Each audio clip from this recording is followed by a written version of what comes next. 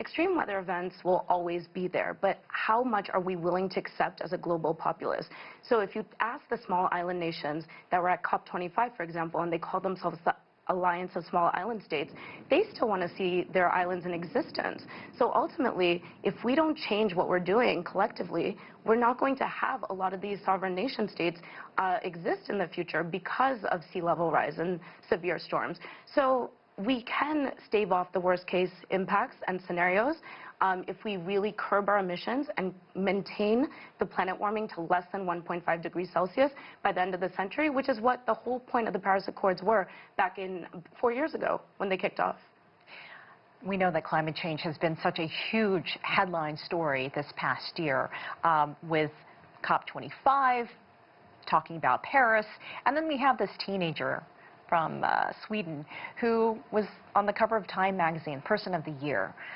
Are you optimistic going into 2020 about what we're seeing, what we're talking about? Yeah, let's think about it, right? She was a relative unknown just a year and a half ago, and in that time she's become Time's Person of the Year, and she's created this global, worldwide activism movement called Future for Fridays that has then spawned these additional spin-offs, like Jane Fonda, the actress and activist, who has taken time to move to Washington, D.C. and create her own Friday protest on Capitol Hill in view of the world, because she's using her celebrity platform, and she refers to it as Fire Drill Fridays.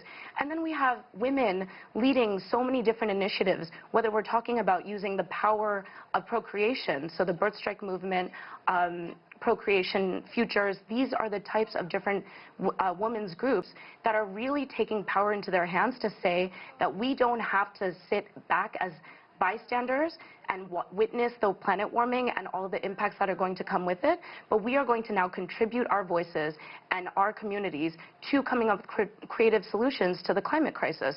So I'm hopeful that Greta Thunberg is one example of a young woman, and this ranges all the way to celebrity power, and it's really spurring this type of activist movement that is really required now to make up for the lack of global governance we're seeing. And you see these young people taking to the streets around the world, Greta traveling to different spots.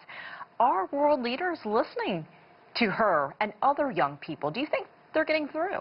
Well, I will say that even though COP25 was a massive disappointment by anyone's standards, the consensus wasn't reached, and ultimately next year will be the 5th-year review from the beginning of the Paris Accords. So it was really critical to come up with consensus and support for actionable next steps that the global community could take. That being said, we saw better than ever before activists come together and really find collaboration and community globally because of different tech opportunities that have presented themselves, like platforms like We Don't Have Time, newsletters that have taken off to Gen Z, like one example is called The Cram. These are tools that are bringing not just people together, women together, activists together, but allowing for alternative methods of communication and collaboration that is going to ultimately create the groundswell to get the attention of global governments. And I think they will pay attention because they can't ignore it. What is the one thing that you will be looking for in 2020? And what is the one thing that you hope to see?